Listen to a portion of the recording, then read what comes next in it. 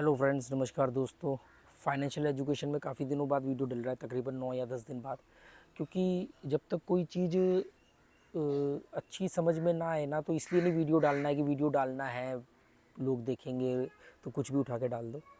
तो ऐसे ही कल मैं अपने घर में अपनी वाइफ से बात कर रहा था चल संपत्ति और अचल संपत्ति में। तो चल अचल आप उसके शब्द से ही समझ गए होंगे कि मूवेबल और एक स्थिर होती है। जैसे ज़मीन है ये, या कोई आपका व्यापार सेटअप है, ये उसमें जो भी आपके एसेट्स हैं, जैसे आप ज़मीन को एसेट्स मान लो, अगर मानना चाहते हो तो घर को एसेट मान लो, तो ये सब अचल है, मतलब ये मूवेबल नहीं है। एक होता है चल संपत्ति जो मूवेबल होती है, लिक्विडिटी भी बोल सकते हैं हम उसको। जैसे सोना है, पैसा है, नगद रुपया, डॉलर्स है, डायमंड्स हैं, और अभी जैसे स्टॉक मार्केट में इन्वेस्ट कर दिया। लिक्विडिटी मतलब एक अचल संपत्ति, चल संपत्ति। तो मेरा ये मानना है कि दोस्तों, आज की डेट में जो दौर चल रहा है, क्योंकि हम लोग ना, हम 800 साल गुलाम रहे, तो हमारी एक कंडीशनिंग ऐसी बन गई कि ज़मीन ही सच है और ज़मीन ही मजबूत है, इसीलिए रियल एस्टेट भी बोलते हैं उसको। पर अब वो दौर जा चुका है, क्योंकि देखो पहले लोग कम पढ़े लिखे थे, इतने सारे संसाधन मौजूद नहीं थे कि भी आप चीज़ों को समझ सको, सीख सको, विश्लेषण कर सको। केवल अकाउंटेंट और सीए के लेवल तक ही फाइनेंशियल एजुकेशन सीमित थी। पर आज इंटरनेट आने के बाद एक क्रांति हुई है कि एक लेमैन, एक अनाड़ी व्यक्ति भी किसी भी मुद्दे के बारे में एक एक्सपर्ट की राय जान सकता है फ्री में, केवल उसके पास इंटरनेट और स्मार्टफोन होना चाहिए। ठीक है, तो अब वो दौर चेंज हो गया है। पर आज भी जो रूढ़िवादी लोग हैं वो आज भी कहते हैं नहीं मकान होना चाहिए, नहीं ज़मीन होनी चाहिए। देखो, मकान से या घर से बेहतर ज़मीन है, ये बात सच है। ठीक है, अगर कोई आदमी फ्लैट खरीद रहा है तो मैं उसको गलत मानूंगा। उससे बहुत बेहतर होता है कि अगर वो ज़मीन खरीदता है या ज़मीन पे बना हुआ मकान खरीदता है जिसमें लैंड भी उसका इंक्लूड है, वो बेहतर है, पर वो बेस्ट नहीं है। पर आज ज़माना बदल चुका है। आज आप मूवेबल लिक्विडिटी के अंदर पैसा ज़्यादा इन्वेस्ट करोगे तो ज़्यादा प्रॉफिट में रहोगे। वो क्या हो सकता है? वो म्यूचुअल फंड्स हो सकते हैं, वो इंडेक्स फंड्स हो सकते हैं, वो स्टॉक्स हो सकता है, वो एफडी हो सकता है, वो आरडी हो सकता है, वो आपके पास कैश हो सकता है, बैंक बैलेंस हो सकता है, गोल्ड हो सकता है, पेपर गोल्ड हो सकता है, गोल्ड ईटीएफ जो होते हैं, डायमंड हो सकते हैं, सॉलिटर हो सकते हैं। ये सब क्या है? ये मूवेबल है, इनमें आप इन्वेस्ट कर सकते हो। और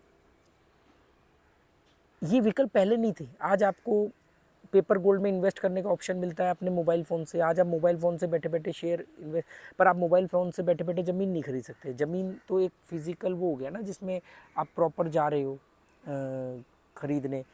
और देखो, सरकार की दखलंदाजी की बात करें तो ज़मीन एक ऐसा है जिसमें उसकी सरकार की सबसे कम दखलंदाजी रहती है। बाकी चीज़ों पे तो सरकार का प्रॉपर नज़र रहता है। ठीक है, पर बात यहाँ पे चल और अचल संपत्ति हो रही। तो मेरा ये मानना है, ये मेरा अपना निजी मानना, बाकी आप अपनी सोच से अपने हिसाब से समझो, कि आज की डेट में मूवेबल लिक्विडिटी, कैश लिक्विडिटी, या मतलब लिक्विडिटी के ऊपर, तरलता जिसे कहते हैं, उसके ऊपर आपको ज़्यादा फोकस करना चाहिए। आपने जैसे एक वर्ड सुना होगा HNI, high net worth individual. HNI, high net worth individual. हाँ, मतलब तो इसकी डेफिनेशन क्या है कि मिनिमम $1 लाख। $1 लाख का मतलब है कि अगर अभी 82 रुपये का डॉलर है, तो मतलब लगभग लगभग किसी आदमी के पास वाइट का, मतलब जो वो शो कर सकता है जेन्युइन पैसा, 82 लाख रुपया हो, चाहे वो बैंक बैलेंस के रूप में हो, एफडी के रूप में हो, किसी भी चीज़ में हो, मतलब लिक्विडिटी मूवेबल लिक्विडिटी के फॉर्म में अगर $1 लाख है, मतलब 82-83 लाख रुपए अगर उसके पास है, तो उसको वो HNI के अंदर काउंट होगा, भले वो स्टॉक्स हो, म्यूचुअल फंड्स हो, कुछ भी हो। मतलब हाई नेटवर्थ इंडिविजुअल।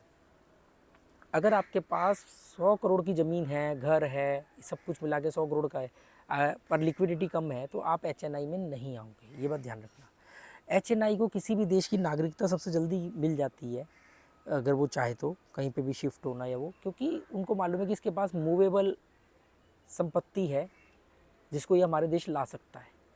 लिक्विडिटी है इसके पास जो हमारे देश में इन्वेस्ट कर सकता है, आज नहीं तो कल। इसलिए आपने देखा होगा, कभी आपने वीज़ा लिया होगा तो इमिग्रेशन के टाइम पे वो दूसरी कंट्री जैसे जाओ, तो वो कंट्री पूछती है आपके पास कैश कितना है। तो कैश उनको दो ही चाहिए होता है, या तो डॉलर्स के रूप में, या उनकी कंट्री की करेंसी के रूप में। क्योंकि हर कंट्री जानती है कि लिक्विड फॉर्म ही सबसे बेस्ट है, क्योंकि लिक्विड फॉर्म को खर्च करना आसान है। तो उनको मालूम है लिक्विड फॉर्म में लाया तो खर्च करेगा तो हमारे देश को फ़ायदा होगा।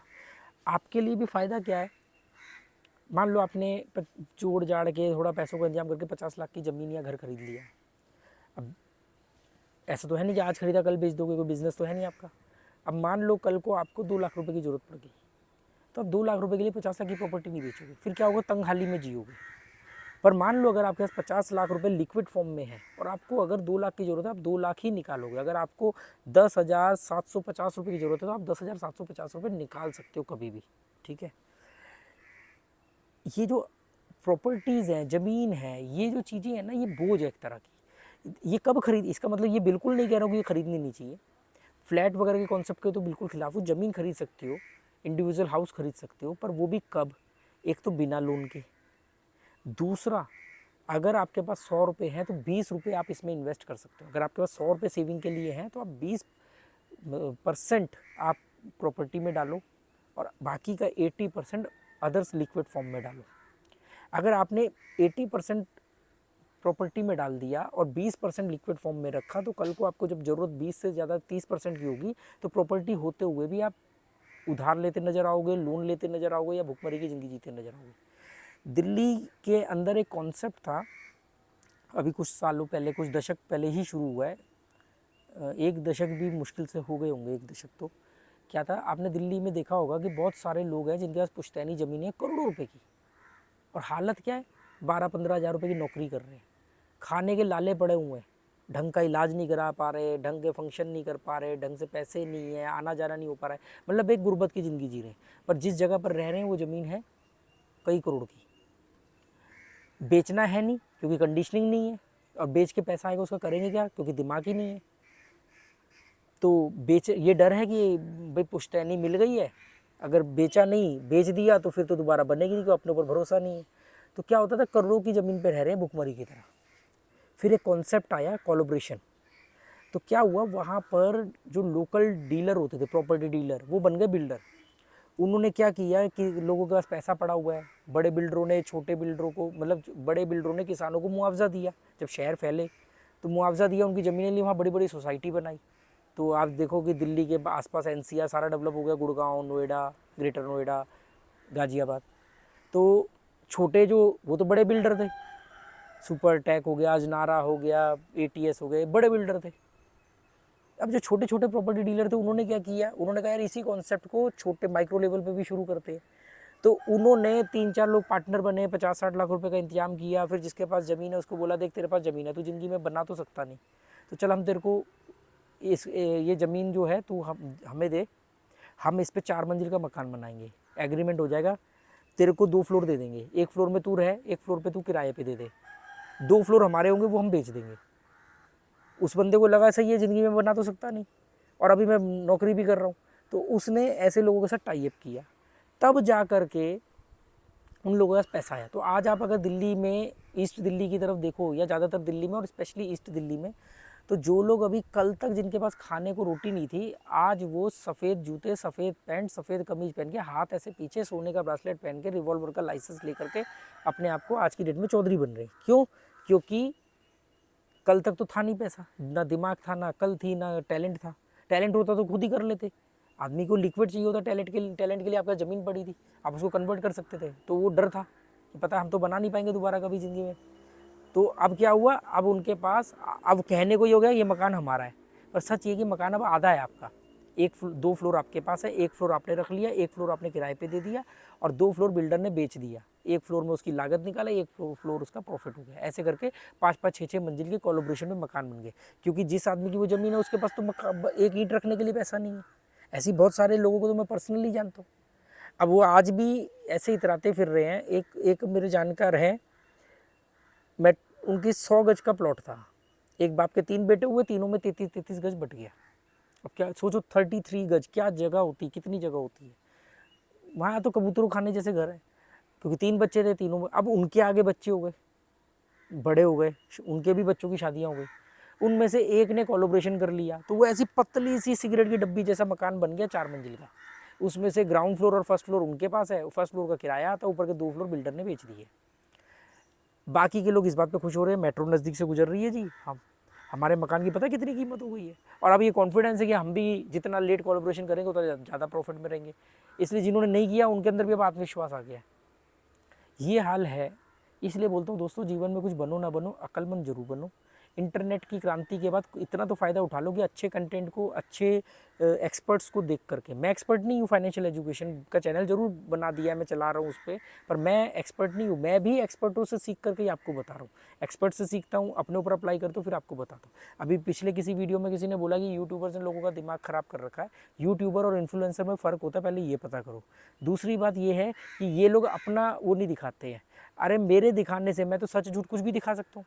अगर मेरे को प्रमाण ही हासिल करना, अरे मेरी बात मानो या ना मानो ये आपकी मर्जी है। ना मैं आने आपको कभी बोला कि आप मेरा वीडियो देखो, ना मैंने कभी बोला सब्सक्राइब करो, ना मैं आपको घर से बुलाने गया, ना किसी डॉक्टर ने रिकमेंड किया कि ये वाला वीडियो देखो।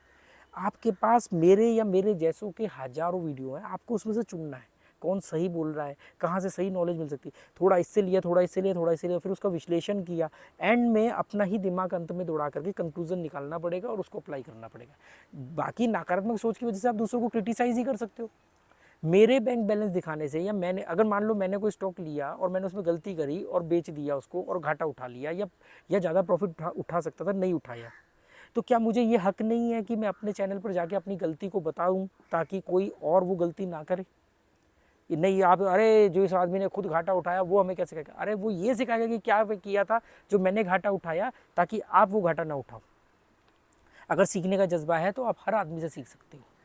बाकी आपकी मर्जी दोस्तों। Okay, good bye, thank you. कैसा लगा वीडियो? आप लोगों के कमेंट अगर आएंगे पॉजिटिव वे में, कुछ सजेशंस मिलेंगे, मुझे भी सीखने को मिलेगा और आगे भी मैं वीडियो इस तरह के डालता रहूँगा।